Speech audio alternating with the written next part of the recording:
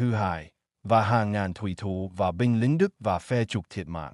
Để ghi nhận những thành tựu của họ, một số trung đoàn A-20 của Liên Xô đã được chỉ định là trung đoàn vệ binh, và ít nhất 6 phi công và hỏa tiễn A-20 của Không quân Hải quân Liên Xô đã được vinh danh là anh hùng Liên Xô, củng cố danh tiếng của A-20 như một máy bay ném bom ngư lôi đáng gờm.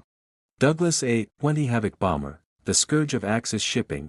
The Douglas A-20 Havoc bomber in the hands of Soviet pilots proved deadly to German shipping during World War II, following the apocalyptic initial phase of Operation Barbarossa starting on June 22, 1941. The Germans inflicted crippling losses on the Red Army Air Forces, VVS, and the Soviet Naval Air Forces, VVS-VMF.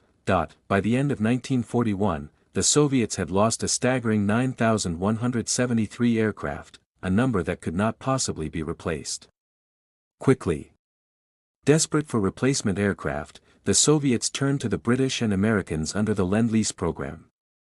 While the Russians did not get the Boeing B-17 Flying Fortress or consolidated B-24 Liberator bombers they wanted, they got the dependable and capable Douglas A-20 Havoc, which turned out to be what was needed. The Douglas A-20, known as the Boston to the Soviets, evolved from the Douglas 7A project, whose lead engineer was Ed Heinemann.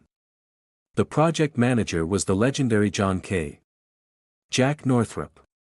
A twin-engine, shoulder-wing, high-speed bomber with a payload of 1,764 pounds, the 7A was armed with 3.30 caliber machine guns in the nose, fixed, forward-firing, dorsal, and ventral positions and had a crew of 3. In response to a U.S. Army Air Corps competition for a new attack bomber, a scaled-up version of the 7A, the 7B, was developed with a greater wingspan, tricycle landing gear, and more powerful engines to give a maximum speed of 325 miles per hour and a payload capacity of 400 pounds. Armament was increased to 4 fixed, forward-firing .30 caliber machine guns and 3 flexible .30 caliber machine guns in dorsal and ventral gunner positions. When the Soviet Union entered the war and requested Lend-Lease aircraft, the British immediately sent 277 Bostons from one of their own orders to the Russian port of Murmansk. The VVS had priority requirements for the Bostons to help counter the ground invasion of the Nazis.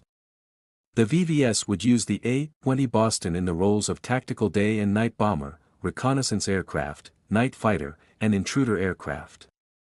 The VVS-VMF would also use the A-20 as a high-level bomber and reconnaissance aircraft, but also